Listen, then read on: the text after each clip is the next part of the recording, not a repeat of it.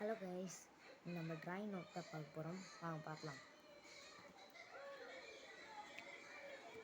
first page Shinchan, Spiderman,